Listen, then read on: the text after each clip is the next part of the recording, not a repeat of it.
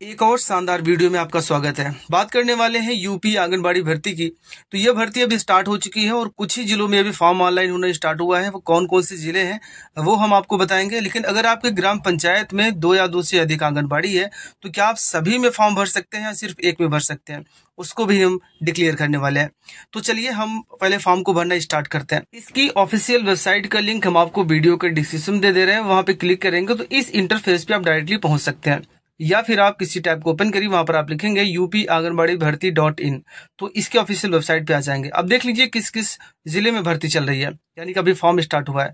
यहाँ पर देखिए हमीरपुर, अमेठी, वाराणसी, कन्नौज, झांसी, महोबा और संत कबीर नगर में स्टार्ट हो चुका है। तो चलिए हम फॉर्म को भरना स्टार्ट करते हैं। सबसे पहले आपको कैंडिडेट का डिटेल देना है, जिसमें आवेदक का नाम आप डालेंगे अंग्रेजी में और पिता का नाम डालेंगे, फिर अपना जिला चूज करेंगे जिस जिले के आप रहने वाले हैं। तो लिस्ट दी गई है, जिन जिलों की लिस्ट अभी जारी हुई है उनमें आप फॉर्म भर सकते हैं। आपकी जिले की लिस्ट कब आएगी वो चैनल को सब्सक्राइब कर लीजिए, जैसी अपडेट होगी हम आपको वीडियो के माध्यम से बता देंगे। बेल आइकन को जरूर प्रेस कर लीजिएगा ताकि जैसे हम वीडियो अपलोड करें आपको पता चल जाए। अब यहाँ पर आपको अपना मोबाइल नंबर देना है जिस पर OTP जाएगी, और पासवर्ड आपको खुद बना लेना है। मैं आपको एक उदाहरण बताता हूँ, जैसे आपका नाम है @123 करके बना सकते हैं। आधार नंबर डालिएगा, ईमेल ID देंगे, कैप्चा कोड डालकर रजिस्टर के ऑप्शन पर क्लिक कर देंगे। आप देखेंगे आपका रजिस्ट्रेशन सक्सेसफुल हो चुका है। अब आपको यहाँ पर ओके के ऑप्शन पे क्लिक कर देना है। ओके करते ही आपने जो मोबाइल नंबर दिया था उसको यहाँ पर फिल करेंगे, पासवर्ड आपने बनाया था उसको फिल करेंगे, कैप्चा कोड डालकर आप लॉगिन के ऑप्शन पे क्लिक कर लीजिए। दिए गए लिस्ट में से आप परियोजना का नाम चूज कर लीजिए, जिस परियोजना को आप चूज करना चाहते हैं। उसके बाद ये इलाका शहरी है या ग्रामीण है इसको कंफर्म करेंगे।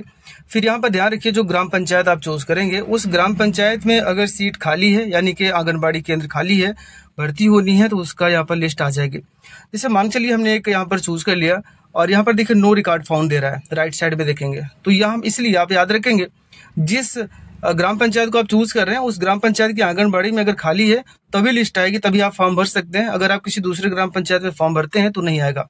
अब यहाँ पर देखिए हमने यहाँ पर बिप्रौली हमने चूज किया, तो यहाँ पर 3 आंगनबाड़ी केंद्र हैं जहाँ पर पद खाली है, यहाँ पर वैकेंसी होनी है। आपको यहाँ पर न्याय पंचायत भी देना होगा। ध्यान रखिए, जैसे कि आप जिस गांव से हैं उस गांव में अगर 3 आंगनबाड़ी केंद्र है तो आप तीनों में फॉर्म भर सकते हैं, ठीक है ना। जहाँ पे आपकी भर्ती होनी होगी वो हो जाएगी। चलिए हम यहाँ पर न्याय पंचायत दे देते हैं। उसके बाद आवेदिका का नाम हिंदी में आप डालेंगे, लेकिन सबसे पहले अगर शादी हुई है तो श्रीमती, अगर शादी नहीं हुई है तो आप कुमारी चूज करेंगे।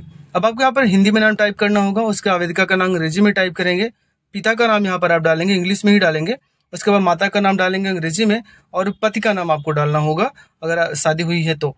उसके बाद आपका मोबाइल नंबर दिया गया है, यहाँ पर जन्म तिथि आप चूज करेंगे। तो उसके लिए आप क्या करेंगे, कैलेंडर पे क्लिक करिएगा, 2024 पे क्लिक करेंगे, स्क्रॉल करके आप यहाँ पर पहले ईयर को आप चूज कर लेंगे, फिर आप मंथ को चूज करेंगे और डेट को चूज कर लें। इस प्रकार से आ जाएगा। अब आपको अगला वाले ऑप्शन पे क्लिक कर देना है। इतना करते ही अब श्रेणी आपसे पूछी जा रही है। श्रेणी में आप चूज करेंगे कि भाई आप सामान्य है कि अन्य पिछड़ा वर्ग है, अनुसूचित जाति, अनुसूचित जनजाति या आर्थिक रूप से कमजोर है। अन्य पिछड़ा वर्ग है, यहाँ पर हम चूज कर लिया हमने।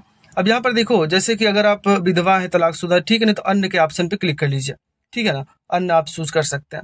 अब यहाँ पर आपको निवास प्रमाण पत्र जो आपने बनवाया था, जाति प्रमाण पत्र और आय प्रमाण पत्र आपने जो बनवाया था उनका डिटेल आपको देना होगा, जैसे प्रमाण पत्र संख्या, आवेदन क्रमांक देना होगा। इन सबको फिल करके फिर आप लास्ट में पूछा जा रहा है कि आप BPL है, बिलो पॉवर्टी लेवल, गरीबी रेखा से नीचे है अगर आपका राशन कार्ड है तो यस करिएगा, नहीं करके आप अगले के ऑप्शन पे क्लिक कर लीजिए।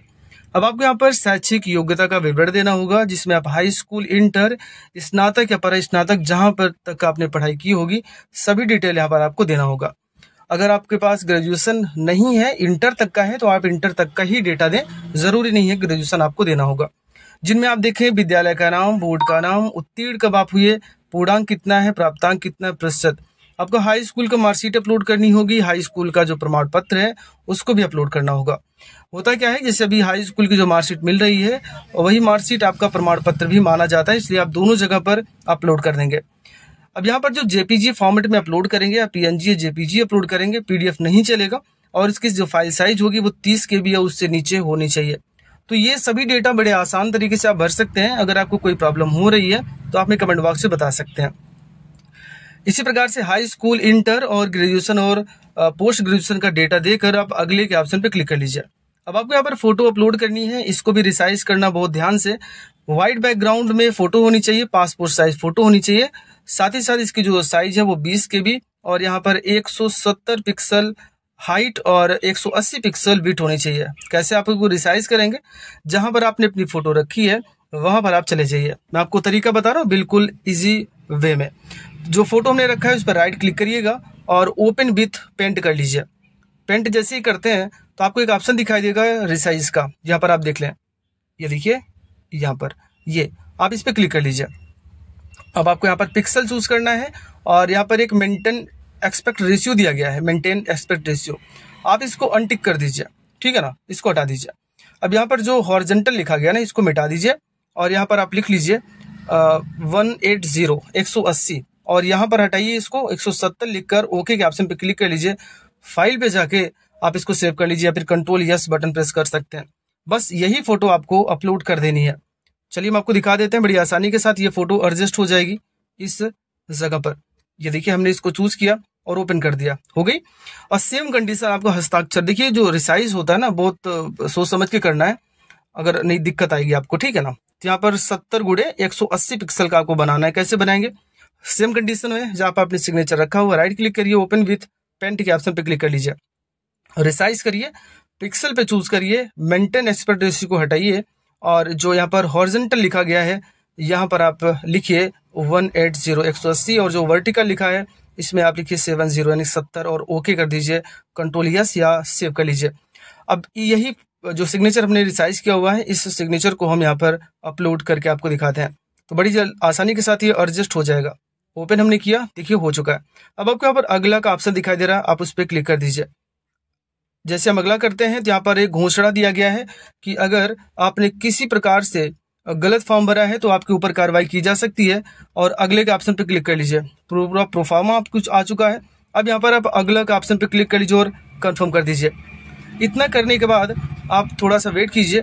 यहाँ पर आपके मोबाइल नंबर पर एक OTP जाएगी, उसको यहाँ पर आप फिल करेंगे, कैप्चा कोड डालिए और सत्यापित के ऑप्शन पे क्लिक कर लीजिए। जिस आंगनबाड़ी केंद्र को आपने चुना हुआ था उसके वहां पे आपका फॉर्म पड़ चुका है। लेकिन अगर इसके अलावा भाई भी 3 आंगनबाड़ियां थी, एक में आपने फिलअप कर दिया है, 2 या 2 से अधिक मोर देन 1 करना चाहते हो तो कर सकते हैं। जैसे हमने अब यहाँ पर मुझे दूसरे आंगनबाड़ी को क्लिक करना है, बस अप्लाई के ऑप्शन पे क्लिक कर दीजिए, उसमें कुछ भी परिवर्तन नहीं करना है। आप देखेंगे वो भी हम अप्लाई कर चुके हैं। इसी प्रकार से जो तीसरी आंगनबाड़ी है उसको भी चूज करिए और अप्लाई के ऑप्शन पर क्लिक कर लीजिए। इस प्रकार से आप अपने ग्राम पंचायत के सभी आंगनबाड़ी में फॉर्म को भर सकते हैं। वीडियो देखने के लिए आपको बहुत बहुत धन्यवाद।